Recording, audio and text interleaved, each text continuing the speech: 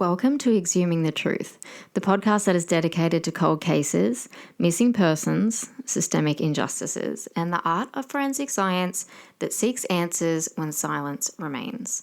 My name is Asha Carmody, and I am a forensic scientist and a criminologist, and in each episode we examine the evidence, the systems, and the human stories that are often left behind. This is not just about true crime, it's about the truth, it's about accountability, and it's about giving a voice to those who deserve to be heard. Thank you so much for being here, and let's jump right in. Hello guys, and welcome to another episode of Exhuming the Truth. I hope you have all been well. I want to give you a little quick personal update before I give you a cases update. My little man, who had an accident a month ago tomorrow, he was meant to go back to school tomorrow, which was going to be a really exciting time for him. He has taken a month to recover enough to be able to be back at school, but unfortunately this morning we did have to do a quick trip to urgent care and get him checked, and as we suspected, he was developing a little bit of an infection around one of the wounds and is now back on antibiotics 3 times a day for 8 days. So he is home for another 8 days. And what does that mean for you? You're probably thinking, shut up. But if you are one of my clients that I am working with, it just means that there is a bit of a delay, because when he's around, sometimes he's getting understandably getting headaches and things like that, and I'm having to prioritize that. So that's going to be another 8 days of that. However, I'm doing my best. Now, moving on to case related sort of things, I hope you have noticed across our social media the Justice for Luke page, and that is Luke Gilbert. They have made a request. As you may know, they had a memorial cross placed where Luke lost his life in Airlie Beach, and that was removed actually by the council. And in turn, they have requested that they have a permanent memorial placed there, which would be fantastic. We did help them with a letter of support, and if you can, if you have not already had a look at their Justice for Luke page, you're able to show your support there, which would be really appreciated. Next I put a bit of a, what would you call it? A call out to people who were living in around the Rockingham, Perth area when there was the disappearance and, of course, murder of Gerard Ross, who was a young boy. I have had so many messages, emails, texts, calls. I appreciate it so much. But with all of that, it takes me a bit longer to respond because I am sifting through everything. I'm responding one at a time, so just bear with me. But I appreciate you guys so much. That's so awesome that everybody was so willing to have a chat, because as you may know, we've been working on that case for a little while now, nearly a year, and trying to put things together in a way that helps, explain the case to people who don't know it, go into detail into things where there have been sort of gaps and questions and things like that. So another thing that is not great news is there's been a lot of child sex abusers in the news lately. And while that is true, it unfortunately doesn't mean that that's not happening. I feel like it's only just kind of being put in mainstream media while it has been happening for a while. We, of course, had a warning in South Australia for Michael Craig Bullock, and he is 60 years old at the moment, and he's allegedly lingering around children's schools and things like that. He had been convicted of having sexual intercourse with a 6-year-old girl previously. He'd also been convicted of killing a little toddler, running him over with the car and fleeing the scene. So that's just disgusting. If you have not seen that alert and you're in South Australia, please have a look on our page. What else have we got? My goodness, I've jumped here and there, but there's cases that we're still working on that we have covered, and I want to remind you of a few of them so that they're not left forgotten. Of course, we have Corey Feehan missing in Lehman. It's been over a year now that he has been missing. We have Tristan Griffiths as well. He is missing in Kalgoorlie. I have a lot of you helping me with that in regards to photos, videos, and things like that in the area, and I appreciate that so much. And speaking of Kalgoorlie, that reminds me, there was another man in Kalgoorlie who was, I think he was convicted of, it was a child sex offence against the 10-year-old daughter of his then partner. So that was Kalgoorlie area. Another case that we're going to be looking at soon and we're going to be talking about quite a lot is one that you might want to do some background research. You might already know about it. That is the case of Jari Wise, who was hit and killed by his then girlfriend or ex-girlfriend. I'm so sorry, I can't remember that exact detail, but that was in Tasmania. His mum, Faith, is an incredible woman, and we really want to help her get justice for Jari. So if you're unaware of that, have a little look at that before we start covering it.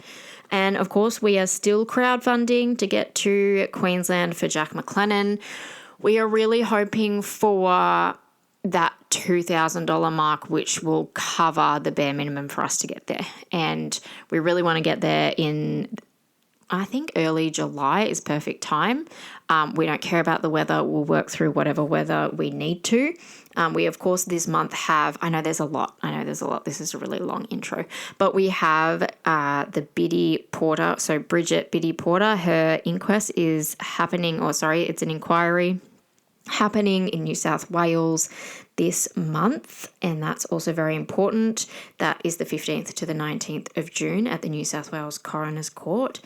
I'll end it there with all of our alerts, and we'll circle back to that. But today we are doing a case you may be familiar with, you may not be familiar with. Let's just jump in. Welcome to the murder of Stacey Mitchell. This is by far one of Australia's most disturbing murders, and I'm going to walk you through it from beginning to end and explain everything that needs to be explained.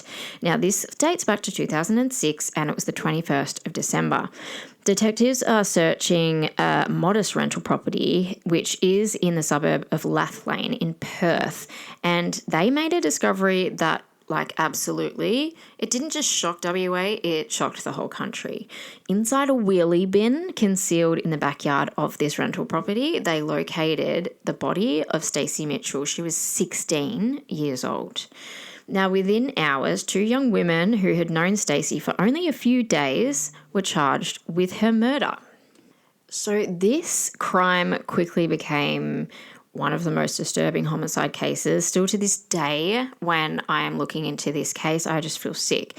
And it's not simply because of the violence involved, because there was a lot of violence involved, but it's because of the extraordinary cruelty, the apparent lack of remorse, and the vulnerability of Stacey herself. Now, this is the story of Stacey Mitchell. Let's just jump straight into victimology. Who was Stacey? She was born in West Moors, Dorset in England on the 17th of June in 1990. Friends and family described her as someone who was super lively. She was really social, and she was just to her core a caring girl. And like many teenagers, her adolescence was not without its challenges. Now, the family moved to WA at around 10 years of age, when Stacey was 10 years of age, to be more specific, and she experienced the normal difficulties that come with migrating to another country and changing everything, your country, your social circle, and kind of at that time is that switch between adolescence, and she's growing some independence. So come late 2006, the year that she died, she was 16 years old, and there was a bit of conflict in the family home, and so she decided to leave and stay elsewhere. And this is not uncommon, particularly for teenagers around that age. And I just want to throw in there, across Australia, family conflict remains one of the leading reasons young people experience periods of things like couch surfing, temporary homeless, or reliance on acquaintances for accommodation. Now, for many vulnerable teenagers, the search for refuge can place them into an environment that is very vulnerable, where normal protective mechanisms, or we like to call it, oh my God, wow, what just happened? We like to call it appropriate guardianship. So that doesn't always mean in the form of a guardian or a parent. It just means that same level of protection is just not there. And that vulnerability in this situation has ultimately led to a fatal outcome. Now, one of the most chilling aspects of this case is how little time elapsed between Stacey meeting her killers and her death. Now, court proceedings established that Stacey had known this girl by the name of Valerie and another girl by the name of Jessica only for a few days before she moved into their property in Lathlain, which is, of course, where she was found deceased and inside a wheelie bin. So for clarification, I'm going to say this once and once only. We know what I'm like with pronouncing names. We have Valerie Parashumti and Jessica Stasinowski.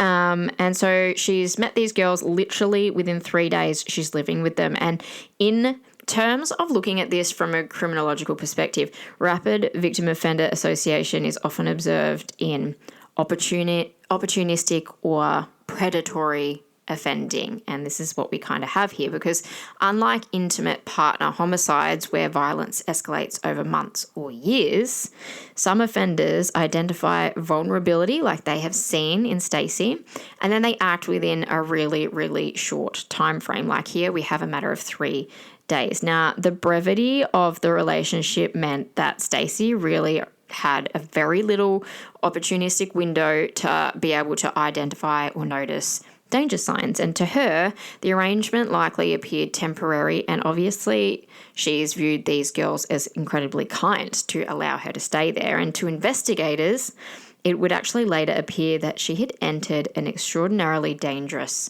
environment. Let's go into the offenders. We have Valerie and we have Jessica, and these were young women involved in a romantic relationship.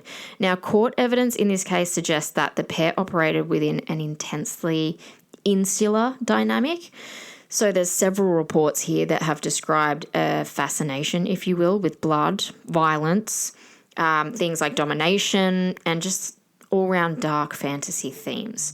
Media coverage frequently focused on allegations of involvement in vampire subculture practices, and while these elements captured public attention, they're not the central issue before court, because it was actually, there were theories around this and it was just incredibly difficult to prove such things. But in saying that, the critical issue here, in this case, was the level of planning in this murder. It's disgusting because psychologically, investigators and prosecutors would later portray a relationship in which each individual offender, so both Valerie and Jessica independently and together, they actually reinforced each other's violent behaviour. And this is sometimes referred to as homicidal dyad.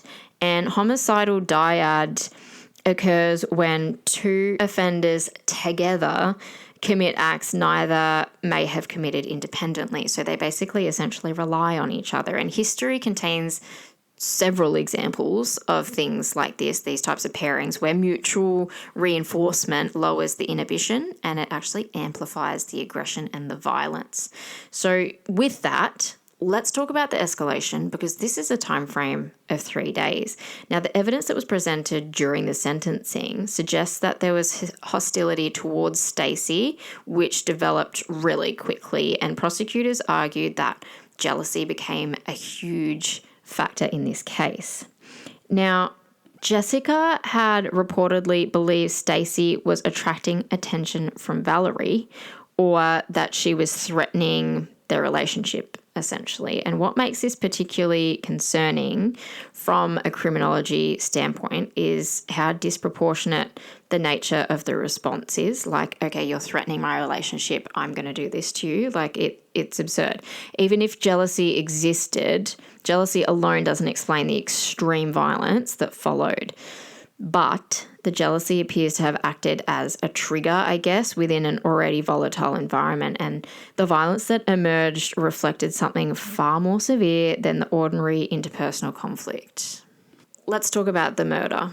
It's the 18th of December, it's 2006, and according to evidence before the court, Stacey had consumed alcohol and sedatives before the attack. She was then subjected to a sustained assault. Now, the forensic evidence revealed multiple mechanisms of violence. A concrete paving block or similar heavy object was used to inflict blunt force injuries, and at some stage, a chain was placed around Stacey's neck and it was used to strangle her. The attack was not instantaneous.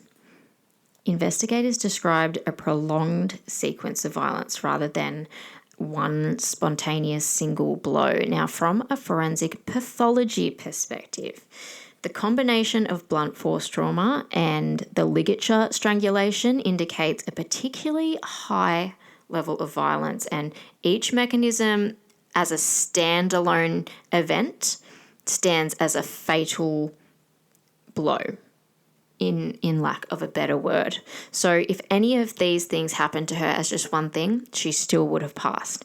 The use of both demonstrates that persistence and determination of these girls. And in homicide investigations, multiple lethal mechanisms frequently indicate either extreme rage or a desire to ensure that this person dies. So, the crime scene, one of the most significant pieces of evidence, emerged not from witnesses, but from the offenders themselves and how you might be thinking. So, investigators have arrived at this rental, recovered mobile phone footage, which documented the events after the killing. So, the prosecutors later argued that the recordings showed the offenders cleaning the scene and displaying satisfaction with what had occurred. Now, this is an incredibly confronting case, and the existence of this footage became highly relevant during sentencing because it challenged any suggestion that there was any panic, any shock, or any immediate remorse. And this is very telling because the offender behaviour after a killing often reveals as much about the motivation and psychology as the act does itself, and any attempt to conceal a body can indicate the consciousness of guilt. There were expressions of pride and enjoyment and a sort of emotional detachment, which points towards sadistic traits, and the sentencing judge would later place considerable weight on these post-offence behaviours. Let's just chat about concealment for a minute, because after Stacey died, her body was placed inside a wheelie bin, and the concealment was relatively simple but effective enough to delay immediate discovery, because for the investigators involved, the body concealment frequently serves several functions, and that's avoiding detection, like we just said. It delays identification because it allows more time to pass, and it creates emotional distance from the crime and actually gives offenders a bit more time to develop an explanation or whatever story they're going to go with. And in this case, however, that concealment failed at the end of the day. Police quickly focused on the residence and located Stacey's remains, and the discovery transformed what had initially been a missing person investigation, which turned into an obvious homicide investigation. And this was a really short period of these two girls being arrested. Now, come November 2007, both girls pleaded guilty to willful murder, and the guilty pleas removed the need for a lengthy trial. And that actually shifted proceedings directly towards sentencing.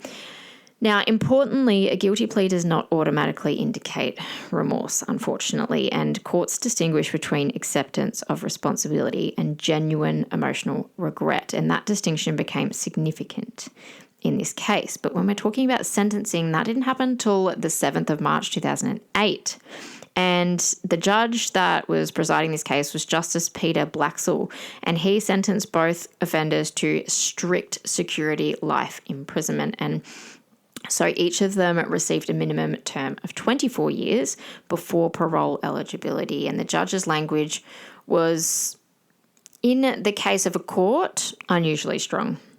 He actually described the murder as evil and sexually perverse, and he found the offenders had demonstrated little genuine remorse, if any, and a profound disregard for human life. And the sentence reflected multiple aggravating factors, and those are, of course, Stacey's age. She was 16.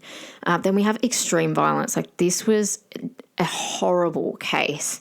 There was a prolonged nature to this attack. Stacey was very, very vulnerable. Even the fact that they were emotionally detached, these two offenders.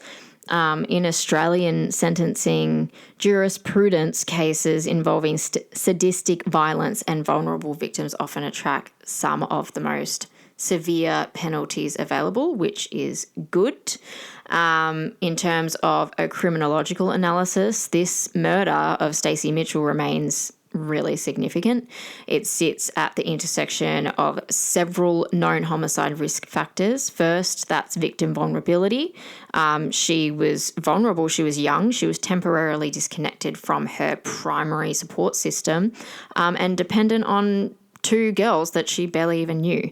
Secondly, we've got the coercive group dynamics. Coercive control is not just something that we see in intimate partner relationships. The relationship between these two girls appears to have created an environment where violence became normalized and reinforced. And then, of course, we have this sadistic behavior, which involved far more violence than necessary to cause death here. And that excessive violence is associated with domination and dehumanization of the victim. Sorry, now I can't talk all of a sudden again. But lastly, that post-offense conduct is really, really telling.